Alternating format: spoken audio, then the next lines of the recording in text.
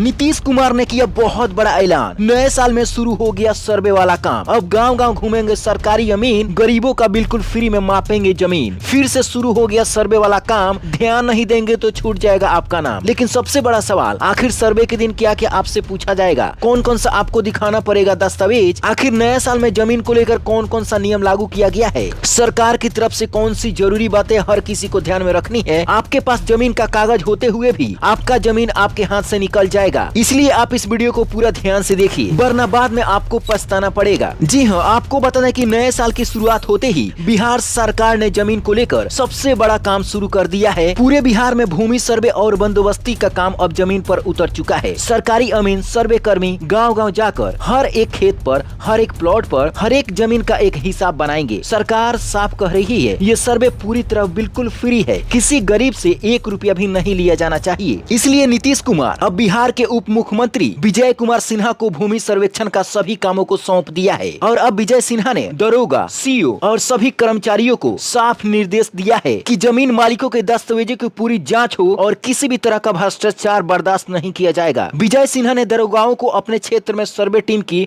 निगरानी करने और जमीन मालिकों की शिकायत का तुरंत समाधान करने को भी कहा है। फर्जी दावों को रोकने के लिए प्रपत्र 2 और खाता खेसरा की सख्ती से जांच करने का भी आदेश दे दिया है। उन्होंने चेतावनी दी है कि सर्वे में देरी, गड़बड़ी या गलत रिकॉर्ड मिलने पर सीधी कार्रवाई होगी। सरकार बार बार कह रही है कि गरीबों से एक पैसा नहीं लिया जाएगा, लेकिन बिहार की जनता जानती है, जहां जमीन वहां दलाल बहुत सारे मौजूद हैं। कई इलाकों में धीरे धीरे खबर आने लगी है कि कुछ लोग डराने भी लगे हैं। नाम चढ़वाना है तो खर्चा लगेगा, अमीन को खुश करना पड़ेगा, नहीं तो जमीन किसी और के नाम चढ़ जाएगी। यहीं से गरीब आदमी डर जाता है। लेकिन सरकार साफ वार्निंग दे चुकी है, अगर सर्वे के वक्त आप मौजूद नहीं रहे, कागज नहीं दिखाया, ध्यान नहीं दिया, तो आपकी जमीन किसी और के नाम चढ़ सकती है। बाद में सुधार कराना आसान बिल्कुल भी नहीं होगा। कोर्ट कचहरी के चक्कर आप काटते रहेंगे। वीडियो, सीओ और पुलिस दरोगा के चक्कर में आपका समय बर्बाद होगा, आपका पैसा भी पूरी तरीके से बर्बाद होगा। अब ध्यान से समझिए, जिनके पास पुराने कागज हैं, जिनके जमीन पर कोई और खेती कर रहा है, जिनकी जमीन बंटवारे में फंसी है, जिनके माता पिता गुजर चुके हैं या फिर उनके बाबा दादा के नाम से जमीन है, इन लोगों को एक एक कागज संभाल कर रखना होगा। सर्वे के दिन खुद मौके पर भी रहना होगा। मान लीजिए कि अगर आपके पास में कोई भी कागज नहीं है, तो अपने जमीन की पुष्टि करवाने के लिए 5 लोगों से गवाही दिलवानी पड़ेगी। यह जमीन या फिर घर या फिर मकान आपके दखल में मौजूद है। सरकार साफ कह रही है कि सब कुछ डिजिटल होगा। शिकायत के लिए भी पोर्टल जारी कर दिया गया है। अगर आप घर बैठे ही ऑनलाइन परिमार्जन करना चाहते हैं, अपनी जमीन की सुधार करना चाहते हैं, तो परिमार्जन प्लस से आसानी से करा सकते हैं। अब आखिरी चेतावनी भी समझ लीजिए, किसी दलाल के चक्कर में न पड़िए। कोई पैसा मांगे तो उसका नाम नोट कर लीजिए, चुपके से वीडियो बना लीजिए और तुरंत शिकायत दर्ज कीजिए, क्योंकि विजय सिन्हा पूरे मूड में आ चुके हैं, फुल एक्शन मोड में है। वह किसी भी सीओ, दरोगा,